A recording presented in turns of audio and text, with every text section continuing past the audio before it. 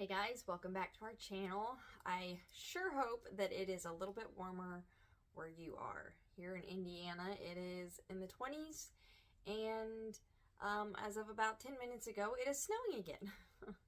I had to take our daughter to preschool, and our road, which is a main highway, was drifted over probably a couple inches. So I'm gonna guess, though, they pulled the snow plows off the road for a little bit to give them a break, especially if it's supposed to keep snowing. I'm sure they would appreciate the break. There's some days where they put in 16 hours, so we definitely appreciate what they do for us. So today I thought that we would do a little bit of a fun video and do some homeschool myths and misconceptions.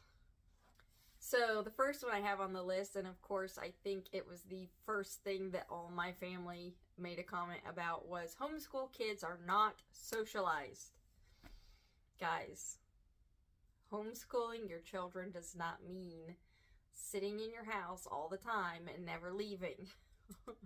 We try to do field trips. We go to the grocery store. We go to, in Lafayette and Indianapolis here in Indiana, they have a lot of indoor play places. We try to take them wherever. Our local library has story time and craft time and all kinds of different activities that we can take them to, and they're with other kids. If you think about it, what kind of socializing really does go on at public schools? From my experience as someone that went to public school, once we got in the classroom, we weren't supposed to talk. We weren't allowed to pass notes. The only real socializing that went on was at lunchtime, and even then, it was so quick that you barely had time to get in line and eat, let alone socialize with anybody. So, no, homeschool kids are not less socialized.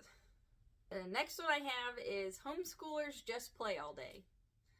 Well, I mean, there is more play.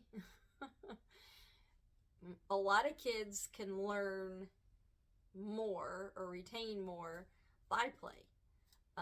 There is such thing as game schooling, where you play math games, or you play a phonics game, or kids just retain it better sometimes when it's fun.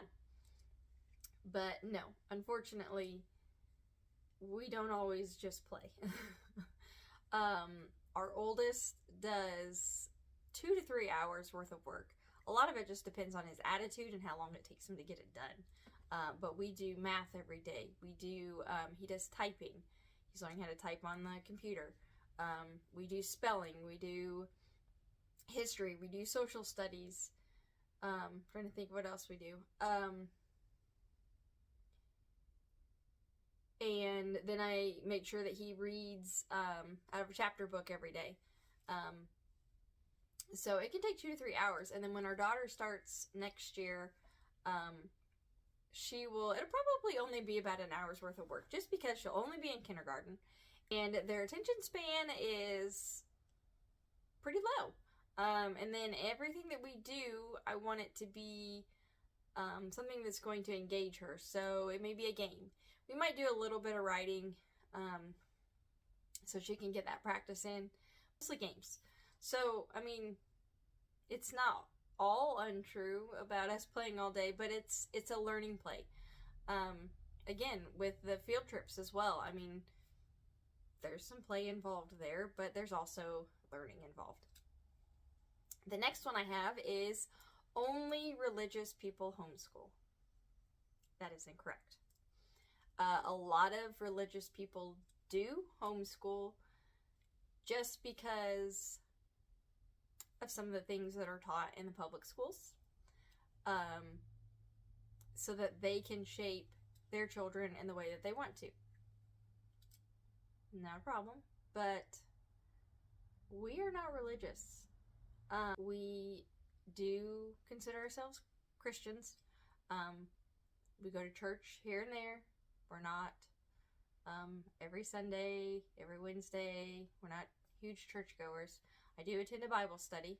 and we do teach the kids about God, and we do read out of the Bible with the kids. But we're not huge into a religion, so that is untrue. Not everybody is religious, and not everybody teaches God in their homes.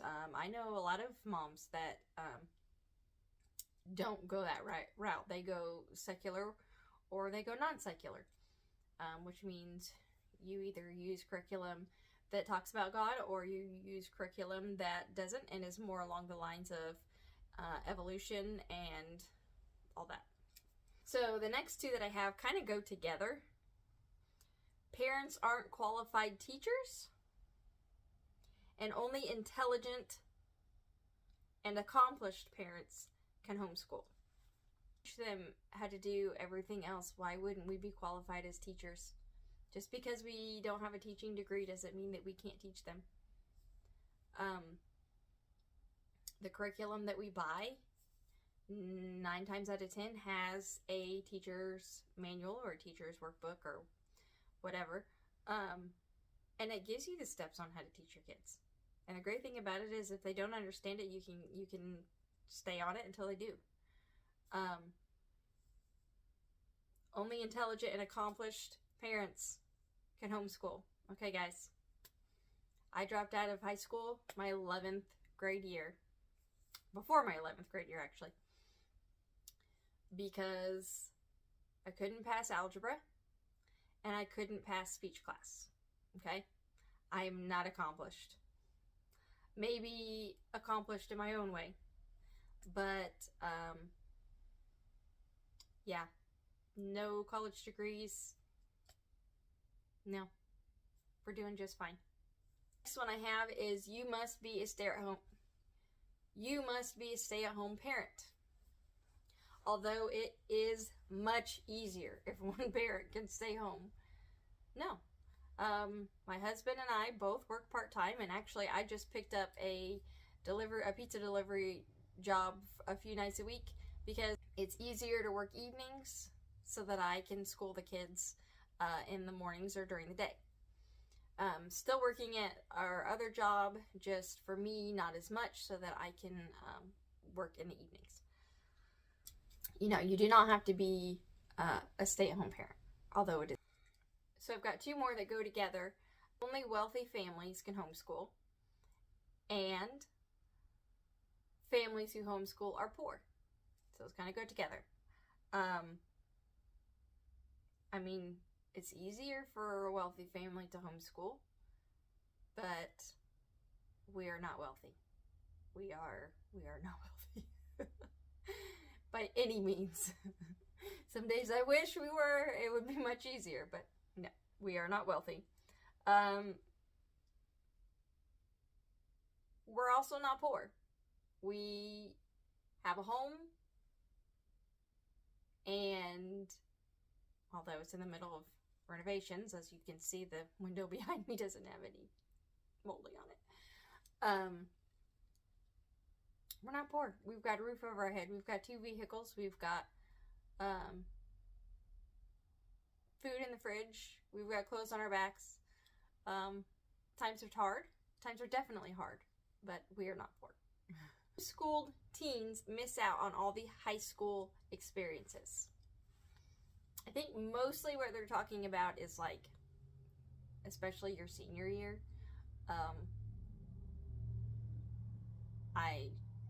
I didn't care for any of my high school experiences, to be honest. But not everybody feels that way. But no, they do not miss out. There is a group in Lafayette for us here in Indiana, and it's about 40 minutes, 35, 40 minutes from us. And every year they hold a prom for their seniors, or for seniors, and you can attend. You have to like sign your child up for it to go. But yeah, they have a prom, and our local co-op does things for the kids, and yeah, No, the only way that they would miss out on those is if the parents did not want them to be involved in them. I mean, you have to actively seek out these groups that do these things, but they're out there. Last but not least, all homeschooling families are anti-public school. We're not anti-public school, and I'm sure that there are some out there that are, for sure. I was public schooled, and our son Keaton was public schooled until 2nd grade. If I thought that he would do better in public school, I would send him. Or if a life situation came up and for whatever reason we couldn't homeschool anymore, I would send him. You know, we're not completely against it, but there's just a lot of violence that goes on in today's world, and sometimes it leaks into the schools, unfortunately, and that is terrifying. And some of the things that are being taught in the schools are not exactly what we believe in. And then the last point, they're not always willing to work with the kids that need the help, which would be in our son's case. They were not really willing to help out, so we chose to go this route. But we are definitely not anti-public school.